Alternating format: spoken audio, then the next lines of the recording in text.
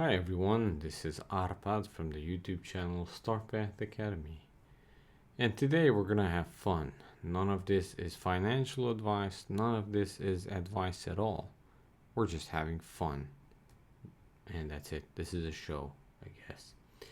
Alright, so we're gonna talk about a little bit about Bitcoin Cash and why I'm a fan, I guess. And many people talk about like, oh, this is we mostly talk about gold and the long-term effects of holding gold and the benefits, the outstanding benefits of holding gold in hyperinflation or through hyperinflation, and how to utilize gold, especially if you store it somewhere else and not where you have immediate access, because that could be dangerous for you. Okay, so why? Why? Right? Well, before we even take a look at all this stuff, I'm just gonna say everything has a purpose, right? You don't try to use a hammer as a screwdriver and vice versa. So comparing things and having these debates about like which one's better is just like, dude, just have a little bit of both. Why even bother, right? Clearly you're going to have more about from the one that provides more safety, and the one that provides that extra security and long-term benefits of holding it, right? And being able to give it away hopefully at the end of your life to your grandchildren. It's probably not going to be crypto, right? However, we have to understand that we live in modern times, and in these modern times we have different needs, right? And certain needs are fulfilled better with crypto and peer-to-peer electronic cash, way better than if I just send you a piece of silver, because it could be dangerous, right? Now I'm looking at a medium who's going to deliver that to you.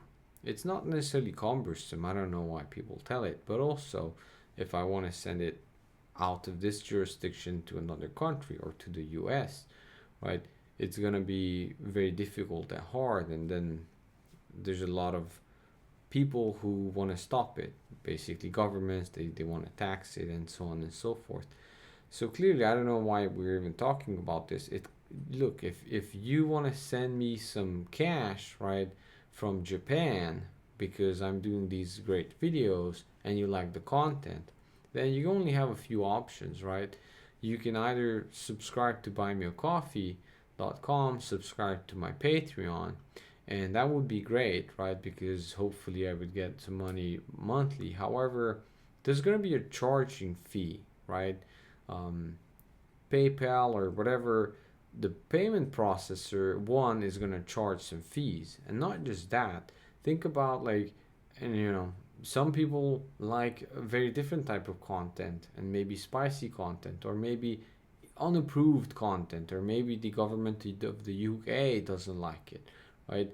You can be debanked, unfortunately, in some of these idiotic countries, right? Where if you have a bad opinion, somehow the gods decide that you no longer should be able to live or afford a living.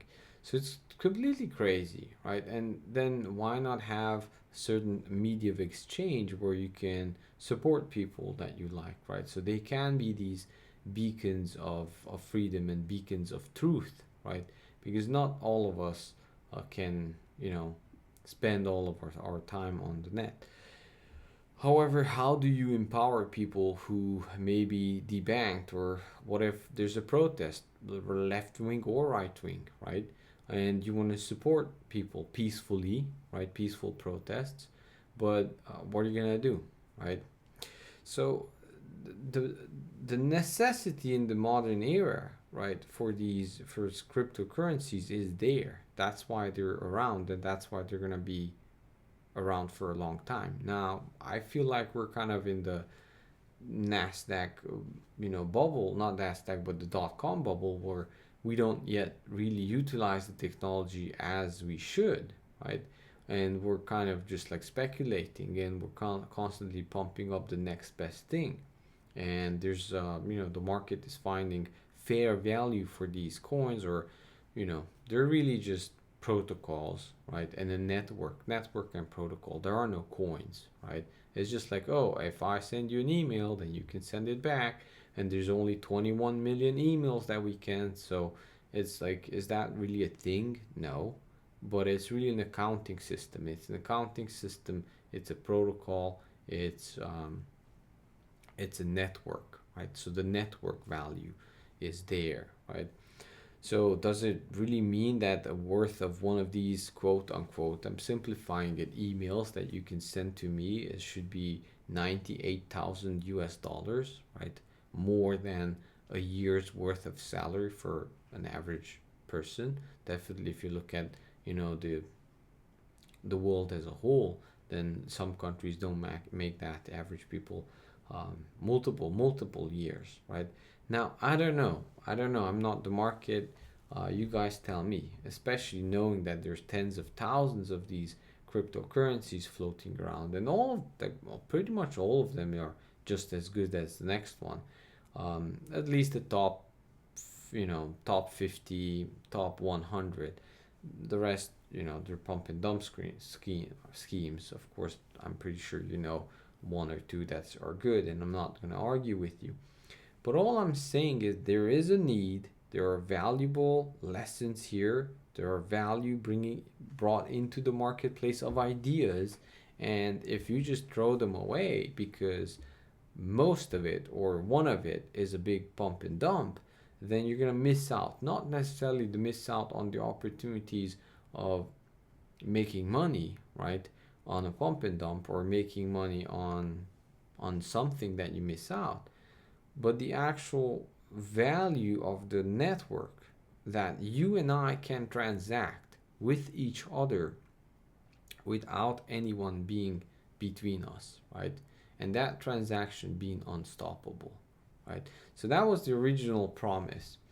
Now, I listened to an audiobook, hijacked the Bitcoin, and even shared some pieces of it on my X Twitter account, and you should definitely listen to that. Now, that's just an opinion, and we can push it back and forth. But if you take a look at it, how, just like from an alien's perspective, how Bitcoin is acting, Bitcoin is no longer, a peer-to-peer electronic cash network. It's really a speculative tool, just like gold is, by the way. We can talk more about gold. Gold is not just speculative, but nobody eats gold, right? Nobody eats Bitcoin. Nobody eats any of this. We don't necessarily need it for survival, yet we still long for it. Yet we still want it. And just like stocks, most stocks, you can't do crap with it.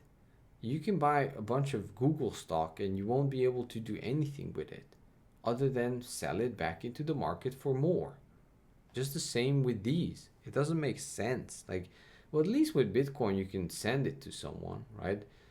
Sending stock doesn't really work.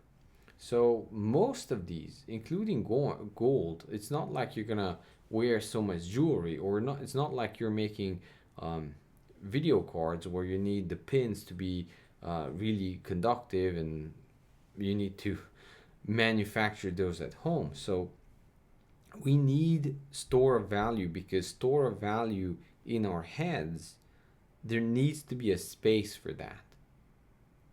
Cognitively, there needs to be a space for that, just so we as humankind can survive and know that our work is not going to be scattered. If we do the right thing, we want to feel that the work that we put in can be put away for future generations. And with the fiat system, that's no longer there, right? So yes, you can purchase land, but do you really own the land if you have to pay taxes on it? No, you don't necessarily own it, right? Do you own your car? No. Do you own your house? Not if you're in HOA, right? So there's very, very, very, very, very few things you can actually outright own, and own it in a way where nobody knows about it. Gold is one, right? Silver is one, right? Maybe some other stuff there is, right?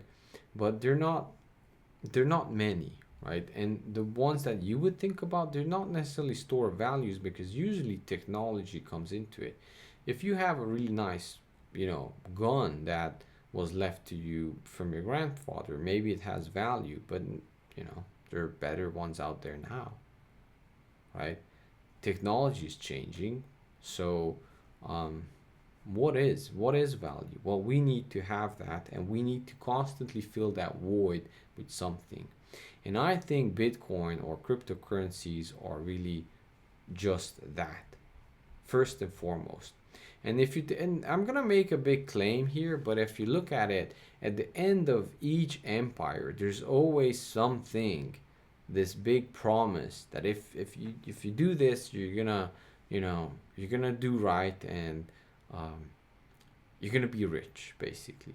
At the end of the Dutch, right, the Dutch Empire, when the Dutch were the top of the top, right, when the Dutch East India Company existed, where they were exploring, where they were trading. At some point, the Netherlands.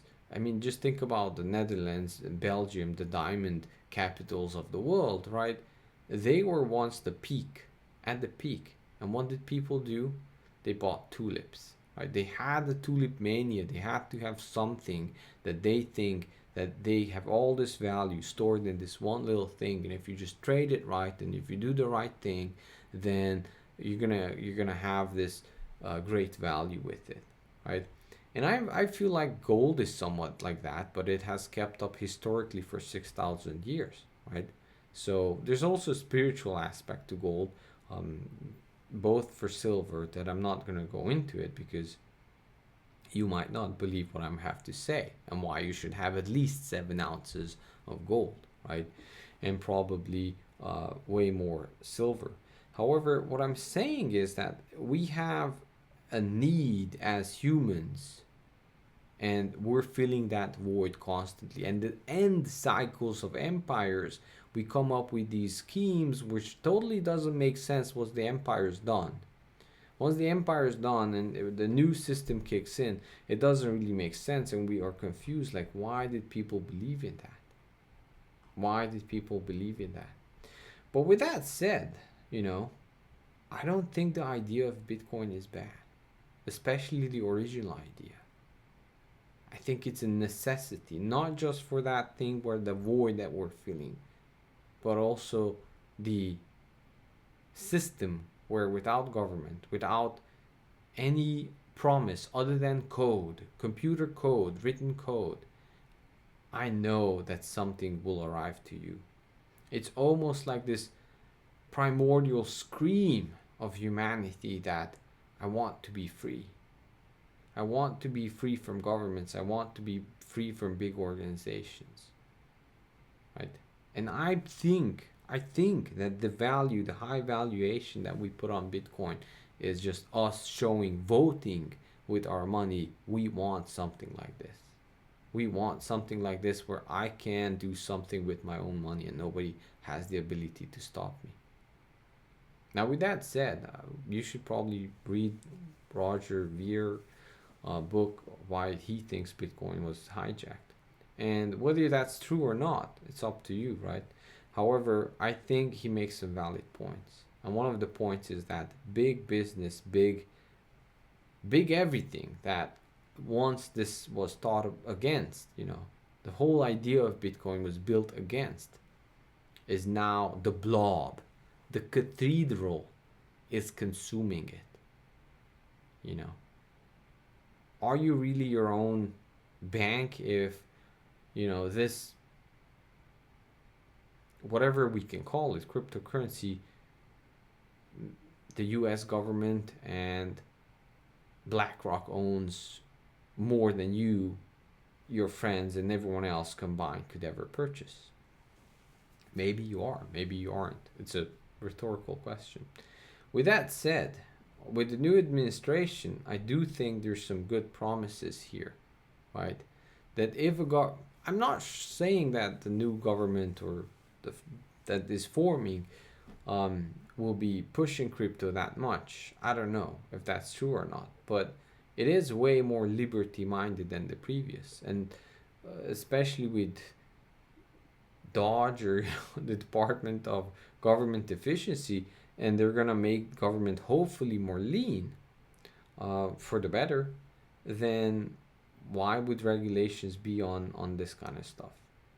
Look, if you're gonna lose all your money, then it was your fault if you invested, quote unquote, invested on it. That's why I don't give investment advice.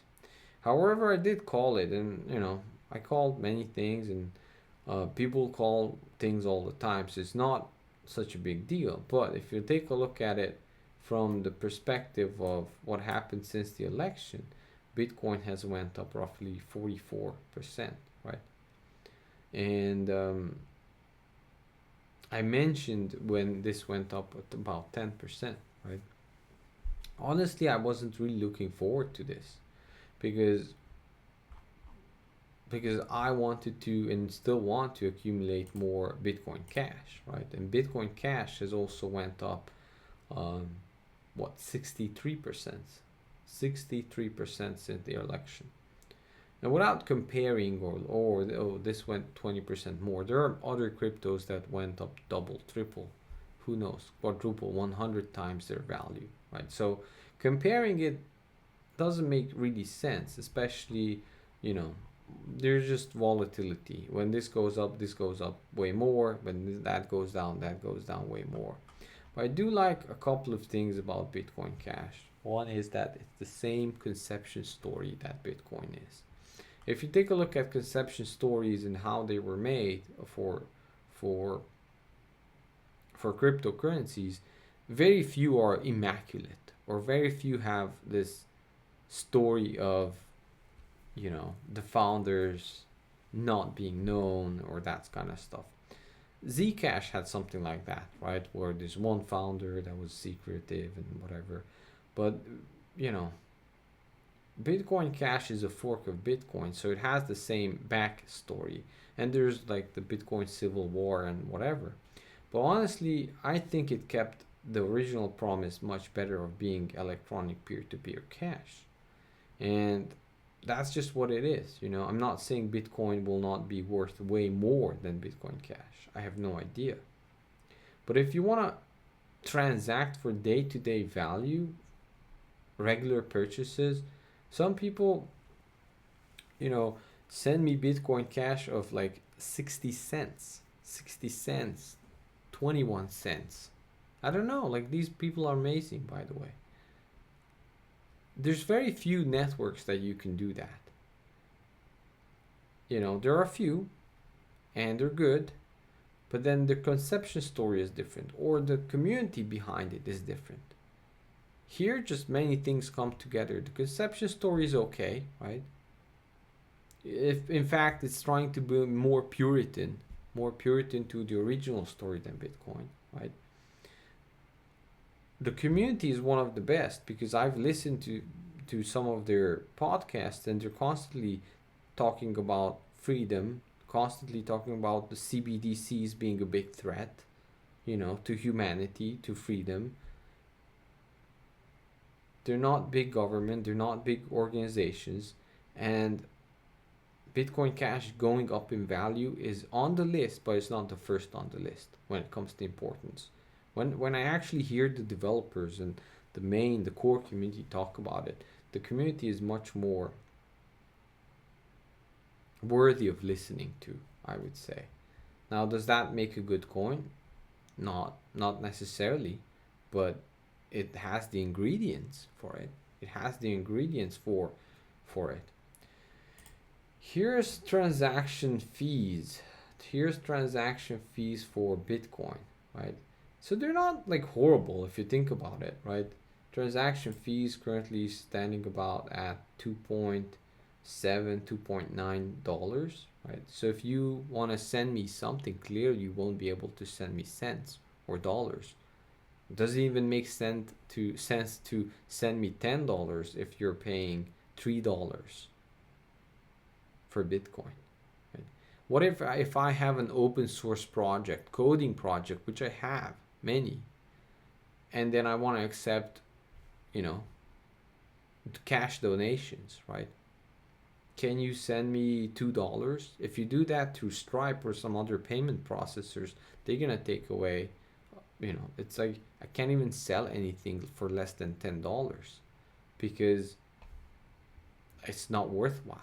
It's not worthwhile. If I write the software and I charge you $10 and then $3.5 gets taken out of it, then I have 6.5 plus then I do taxes, everything else. By the end, I get like what, $4? So we're transacting, but like if I charge less or at $10, then what am I getting? I have two, three, four silent partners between you and me, right? I don't have that with Bitcoin.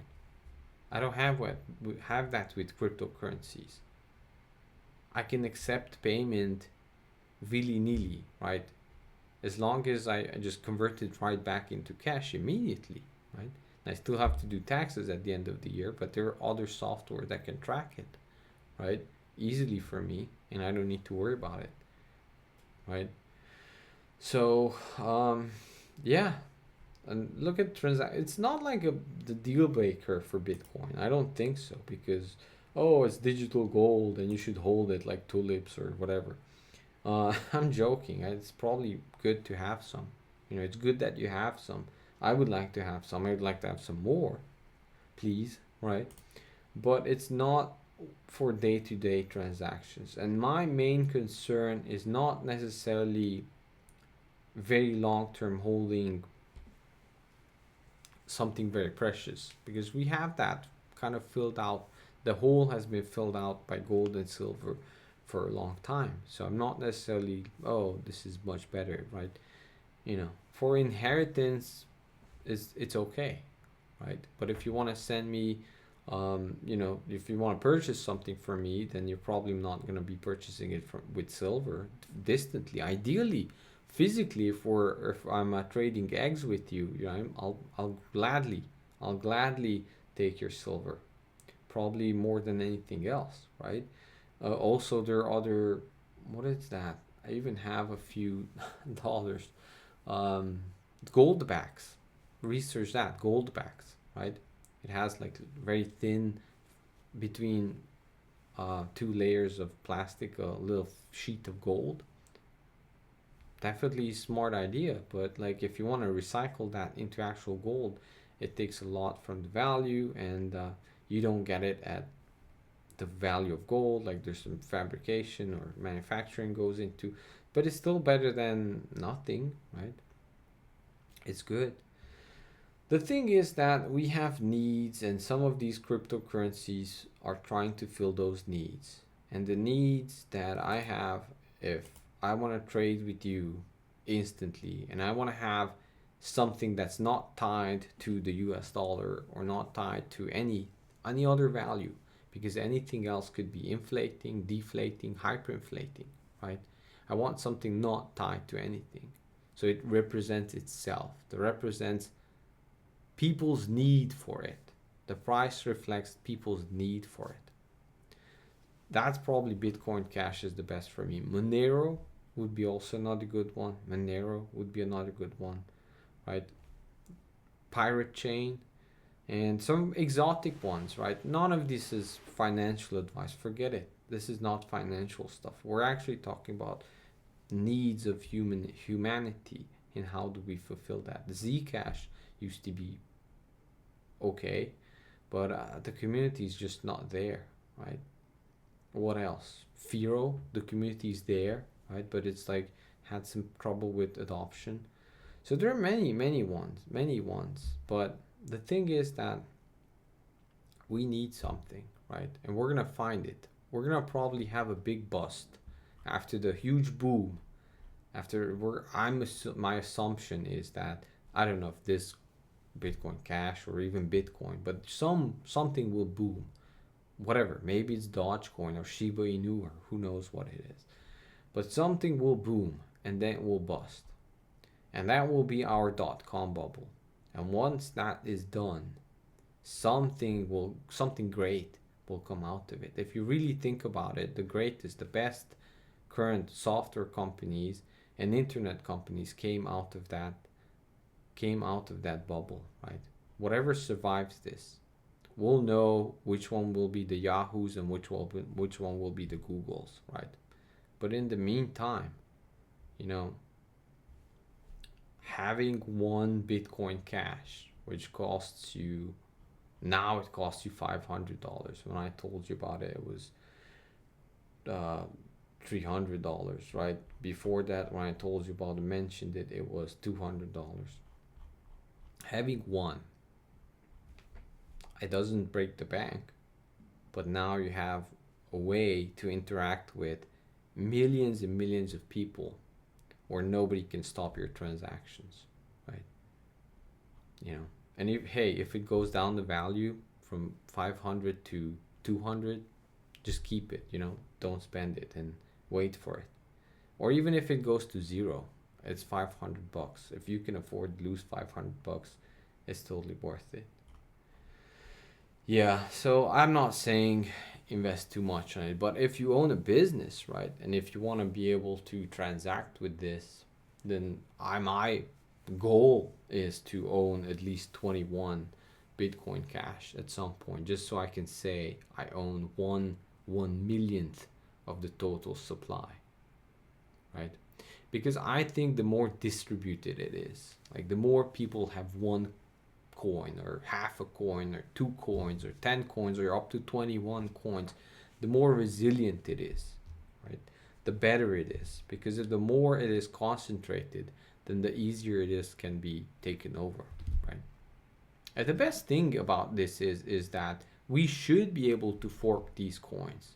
We should be able to fork these coins and dump it on big tech, big government. You know, we should be able to dump it on those if they want to purchase us out, because we want to have this freedom where I can transact with you legally. Maybe it's even tracked, right? I don't necessarily care about that too much. We need to have a world where we force bigger entities where, yeah, you can track it. I don't care, because the justice system is correct, you know, and we keep our promises, and, you know, screw you. So that's it. Now, with that said, I do love privacy coins.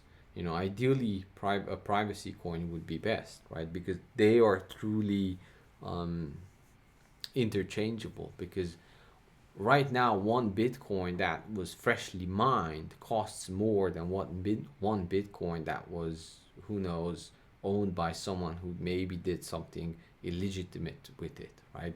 So there's differences. It's not truly fungible, right? So only coins that would be completely hidden or private can be fungible. So cash is really good, right? Cash is really good, ideally, because you know, unmarked bills, I guess, but whatever.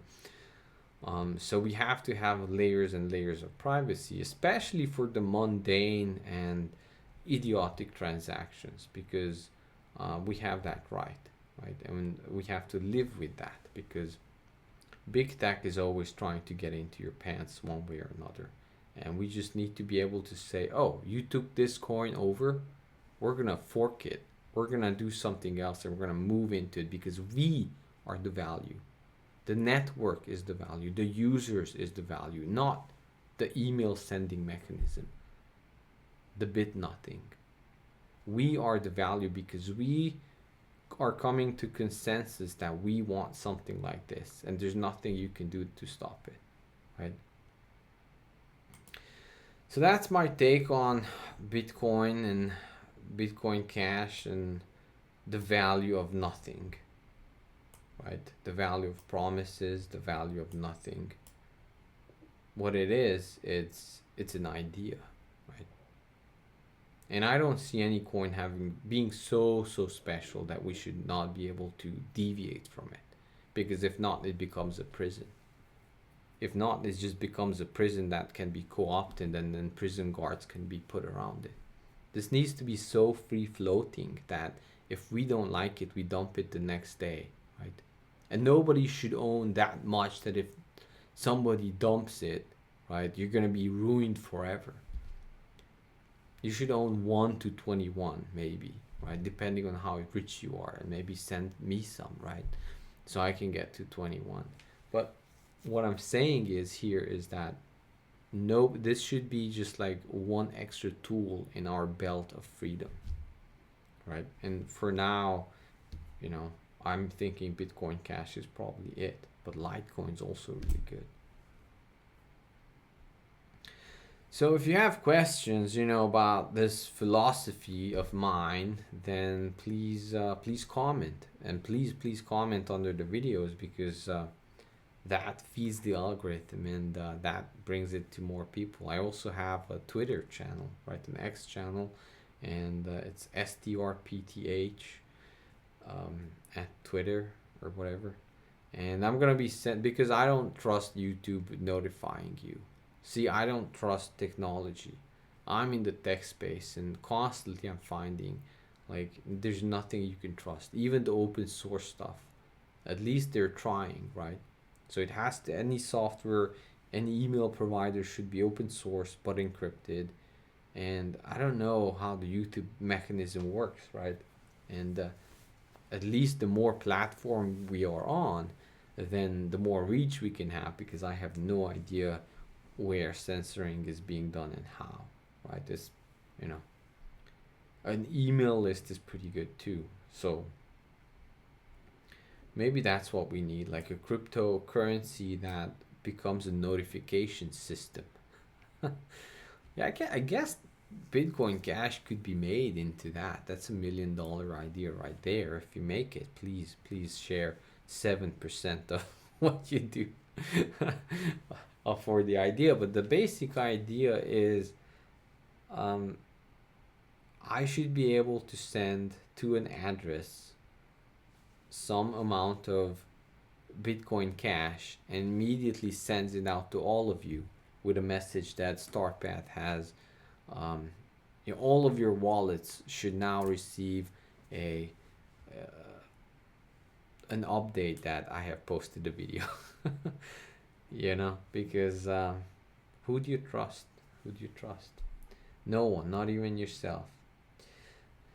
So yeah, let's take a look at gold. Gold has fallen in value, which is perfect. Not value, but price, right? Gold has fallen in price, which was I really hoping for, because we need to accumulate more of this stuff if we want to survive through hyperinflation. And the higher it is, you know, the less you can grab from it. So ideally, I would like the price at 2,300, 2,200, to be honest. But I wanted to show this, and this is not financial advice, and you should not take financial advice from me or no one. I don't know. Do your own research, whatever is legal to say. But this is perfect for an Elliott wave. So Elliott waves are the theory that things go up in 1, 2, 3, 4, 5 waves. So basically one pump, then a doubt, then a second pump, then a doubt, then the third wave, the third pump, then we're gonna do here. Then usually at the top we do some kind of pattern, and then the pattern's failing, or it's an inverse head and shoulder or whatever, and then it starts a big movement down, and it comes down in 3 waves. So basically wave 1 down, you know, false hope, and the second wave down. So it's 1, 2, 3, 4, 5. So if you're counting the actual legs, so 1 leg up, 1 leg down, second leg up, second leg down, and third leg up, adds up to 5, and then 2 waves down with a doubt. All right, so this is perfect, because of course this is, I mean, you can put this on anything, right? Yeah, so it's only really after the fact that you can recognize it, but it almost always works out. Or cognitive dissonance or whatever, we can always paint this on anything. So I'm just looking at this here, what's happening, and if I take a look at this trend line that was broken here, right here, after the election, which is a good thing, because usually that signals that the market thinks there's gonna be a quiet period. Now clearly after Ukraine firing long range missiles, that doesn't look like the case, right? And from a global standpoint, it doesn't add to stability. And there, if something is unstable, then gold goes up in price. So that's my guess is for this leg, and this will probably continue maybe or just immediately drop. But anyway, what I wanted to show was that quantitative wave, or not quantitative, Elliott wave, one leg up, one leg down, second leg up, second leg down, right? Last leg up, and then what we're looking for is one leg down, one false hope, and one other leg down. And if that plays out, which I don't know if it will, but if that plays out, it would be interesting. It would be really interesting. And of course, it can just fail, and the second leg could be that long, and then it can be a double bottom here, and off it goes as soon as the printer goes brrr. So, but I wanted to show that, and I'm really hoping it goes down because I'm not planning to sell any gold anytime soon. I'm not planning to sell Bitcoin Cash anytime soon. I just have a few of this and a few of that. And ideally, my ideal case is that I do my businesses. I'm going to open more, right? Hopefully successful ones. And then some of that cash, most of it going to be investing in just so I can serve more people, just so I can, provide you with more value, humanity as a whole. But then, 10% of what you make, you can put away in gold and silver, and some of it, you can purchase a Bitcoin Cash or something like that, just so you have a little bit of freedom that you can send a few cents, a dollar, or hundreds of dollars, to someone without anyone stopping you. And that's really the basic theory behind it all. So yeah, not gonna do more crypto talk, but looking at these RSIs, and it's kind of interesting how, this overbought area didn't really materialize. Because after that the RSI fell, but it was mostly flat, maybe a wedge you could say, and then off it went. Bitcoin. The wedge was very, very visible here on, if you zoom out, right? If you zoom out and if you take a look at this, right? I kind of saw this one. Of course, I now can say anything and you have to believe me. But I was really, really looking. Oh, why can't I draw on this crap? Oh, here we go. Okay, well, whatever. I think you can see the wedge. Oh, here we go. Great. So again, I think you can see the wedge here forming, and then it busted out, and now we made a new local high, I guess. Local high. And it's just like it busted through a resistance level here at 444, right, about this top. So we busted through that top, so that is a bullish sign probably for the long term. I think this will be tested again. Usually what I found is, and this is a rule of thumb, I don't necessarily trade, but I like to observe patterns. It's one of my favorite hobbies, to observe patterns in nature, observe patterns in human behavior and stock market. Wherever I can find patterns, I love to play with it. It's just my favorite thing in the world, pattern recognition. And one thing that I wanted to mention was that if you take a look at the patterns here, is that this top was broken, and usually almost every time without fail, when there's a move up, half of it is given back. Especially on some more volatile, I guess, not currencies, whatever you want to name them, assets, right? It's always that it's a move up, half of it is given back, a move up, half of it is given back, right? And likewise to the downside, but it's usually not to the downside, it's not that visible. So I'm interested to see. So this was a move, right? Some of it was given back. This was a move up to here. Roughly half of it was given back, and then the wedge, and then this is a huge candle. By the way, this has, look at the volume on this guy. This is beautiful. So you can see this is, somebody was really serious about this. This is a whale probably, right? Moving in, packing up here. I don't know what they know. Maybe they're gonna dump it. Hopefully, please let it be a pump and dump so I can buy it up at $200 so I can just finish this and be happy, right? But yeah, that was interesting. And if you look at this, oh my lord, look at this. Jesus, I didn't even know it was this big. Even back here, when it was really pumping, and I remember this. I called, not necessarily called, but like I told my Facebook friends, yeah, I'm seeing a pattern here. I'm just gonna buy one, just for the heck of it. And then this came. But yeah, look at that one. That's a really big volume. And now, again, huge volume here. So make of it what you want, right?